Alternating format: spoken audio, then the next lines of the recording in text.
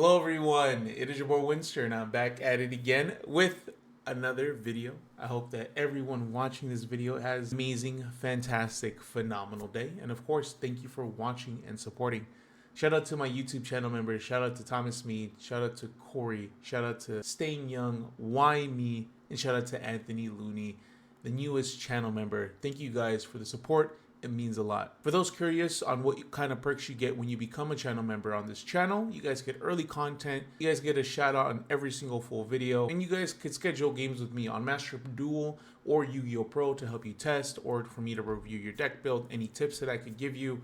We just got to schedule it out when it works for both of us. Be sure to hit that subscribe button, turn on the notification bell, that way you guys could stay up to date when new content does drop on this channel. Be sure to check out the description box as well, guys. I have a very active Discord, TikTok, Twitch, and Twitter. Streaming is coming back into the schedule, streaming a little bit more consistent than I have been, so make sure you guys go give me a follow there. But let's get started on today's video. We're going to be talking about some of the best decks in the current format and how to beat them, and some up-and-coming decks that are projected to be some of the best and how to beat those. So we're going to give you some strategies and we're going to give you some knowledge so that way you could be ready when those decks drop.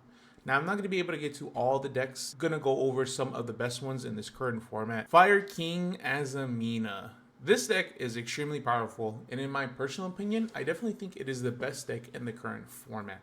You're able to play powerful cards like Snake Eye Ash that start your whole Snake Eye line. You could play Fire King as well, and then you could play the Azamina stuff that into both the Snake Eyes or the Fire King, and then still give you an Omni Negate before the 5th summon, which is absolutely crazy. So the obvious answer here is Moltrami, because this deck summons so much from the deck and the main deck, or the extra deck and the main deck. You summon twice just to get the Omni, summon the Oak, summon the Flamebird, Promethean Princess, Ambler Whale. You just special summon so much. So that's going to be the obvious answer there. Droll is also extremely powerful versus this deck. What you could do is when they add the Hollowed Azamina off of the Deception, you could just draw them there, and that kind of stops their whole play, because they won't be able to extend even further and search out maybe Wanted with Murcielago summon, or search out Poplar with Snake Eye summon, or even the Okanex or the Island. So draw very early in the combo could really be devastating to the deck. Now, some other very powerful ones, let's say you don't have too many hand traps. Hitting the Island with Ash Blossom and Joyous Spring might just be enough, because the initial search off of it is very powerful. And by that time, they maybe already summoned the Okanex and summoned the Ponix, and then that's how they got that search. And then that would just prevent that whole line. Grunix wouldn't be able to be added, and then they won't be able to pop from the deck and extend even further to get more bodies. Same thing could be said versus the Snake Eye Ash, but you want to use Imperm and Veiler for those cards versus using Ash, because you could just stop the search, but if you have another face-up card, which they're really resourceful and can do, maybe sending the Sanctuary, they could still summon and do their full combo and find ways to still search out the Poplar, maybe getting OSS, and still getting into the Snake Eye Flamebird line. You want to save the Veiler and the Imperm for Oak or the Snake Eye Ash. Now, let's say if you only open up one Imperm, then it might be best just to save that Imperm until your turn. That way you could use it on the Azamina card that Omni negates. You save your hand trap till the end. That way on your draw phase, you just drop it on them. But those are some choke points that I personally think are really good against the deck. Nibiru, I don't think it's strong, because they have cards like Dominus Impulse that will be able to negate it. And they do have like Arvada and Illisilva, and then they'll be able to summon those cards before Nib even becomes a threat. We got a big one. We got Rizio. This deck is projected to be really strong here in the TCG. When it does drop, OCG, it's already looking like it's going to be a tier 0 format for them. I don't know if it's going to be tier 0 here when it drops, but it's looking that case, but we'll have to wait and see. Now, this deck is extremely powerful, doesn't summon too often from the extra deck, but is restricted to level 4 Exceed monsters when they start activating their effect. Since they do special summon from the deck a lot, but they also search as well, so dropping a draw early on in their combo is going to really limit them on how far they'll be able to push. Drive Duel, the one that it attaches to, searches to, extremely powerful. You want to stop them before they get the field spell. And then I forgot the card that Monster Reborns, but you want to prevent them from resolving that effect. Another powerful card versus this is Retaliating Save. When your opponent normal special summons, you special summon it to their field. They can't link or exceed without using that monster that's summoned to their side of the field. Considering that they'll be logged into rank 4 monsters, they won't be able to extend or set up any kind of threat, which is extremely powerful and definitely a very, very good card. Strategy can play under Shifter, so that card won't be too big of a threat. But one thing to consider as well, the important thing versus this deck, because they have a crazy amount of extenders and they have just so many hand traps, is maybe saving those hand traps for the extra deck monsters like Ashing, the Drive Duo. Just stop them from resolving the extra deck monsters. Not only time could tell once the deck does get released here, but those are some of the strategies that I was coming up with when I was planning it to play against Rizio when it does drop here. We got Malice. Malice is another deck that has yet to come to the TCG. This deck is looking very, very powerful. A tremendous amount of searching, tremendous amount of special summoning from the deck.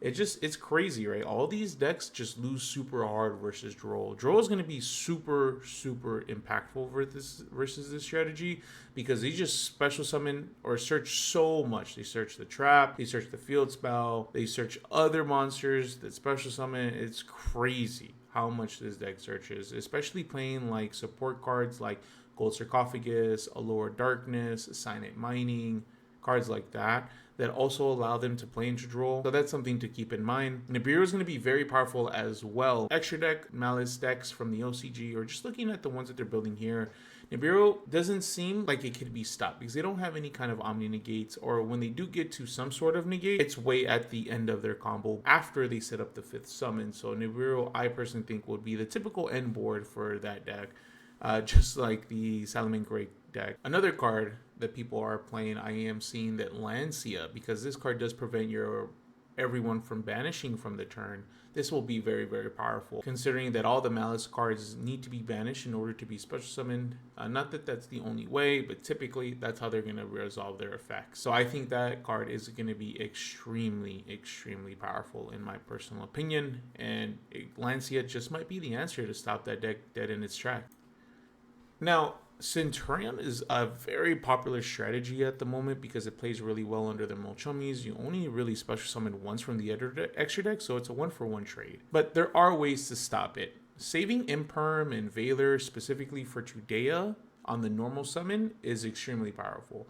Or when they're trying to activate the effect to set it back into the spell and trap zone alongside one monster from the deck into the spell and trap zone. Imperming the Primera is also extremely powerful, maybe even ashing it. The thing about Centurion is that they do have a good amount of extenders, but nothing crazy. Emblema Oath being the biggest one, where they'll be able to place the monster from the deck into the spell trap, or they could place a Centurion card face down on their field, which they can set the field spell, and then the field spell just literally does what Judea does. So that's something to definitely take into consideration. Ghost Ogre is very powerful against the strategy as well. You could just Ogre the field spell as well, because they do need the field spell in order to play on your turn. The field spell can be protected from its own effect. Ash doesn't really do too much versus the deck. Tenpai I definitely think is still a very powerful strategy, considering it's just like Raigeki Turbo or Destruction Turbo and then just swing for game, right?